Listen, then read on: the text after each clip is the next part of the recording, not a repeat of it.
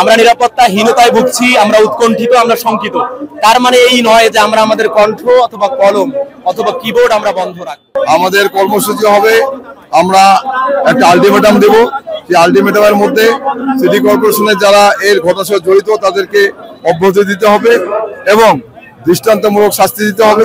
অন্যথায় রংপুরের সাংবাদিক সমাজ আমরা বিভিন্ন কর্মসূচি হাতে নেব। আমরা নিরাপত্তাহীনতায় ভুগছি, আমরা উৎকণ্ঠিত, আমরা শঙ্কিত। তার মানে এই নয় যে আমরা আমাদের কণ্ঠ অথবা কলম অথবা কিবোর্ড আমরা বন্ধ রাখবো। আমাদের এটি চলবে। আমাদের যে পরবর্তী কি কর্মসূচি আসছে সেটি আমাদের লাস্ট স্টেজে আমরা বলবো।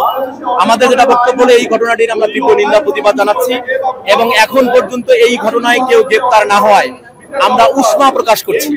একটি কথা বলতে চাই, এভাবে হামলা, এভাবে মত তৈরি করে সাংবাদিকদেরকে তাদের কাজকে বাধাগ্রস্ত করে যারা চেষ্টা করছেন তারা চিহ্নিত।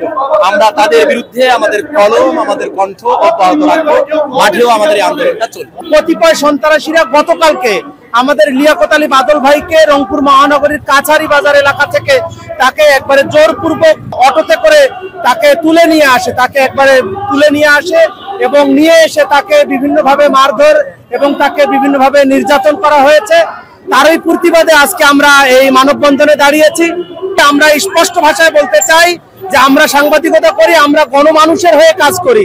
তো এই সাংবাদিক নির্যাতন এটি কিন্তু নতুন নয়। আপনারা দেখেছেন যে কিছুদিন পূর্বে সাংবাদিককে হত্যা করা হয়েছে এবং রংপুরে এই সিটি কর্পোরেশনে ইতিপূর্বে সাংবাদিকদেরকে নির্যাতন করা হয়েছে।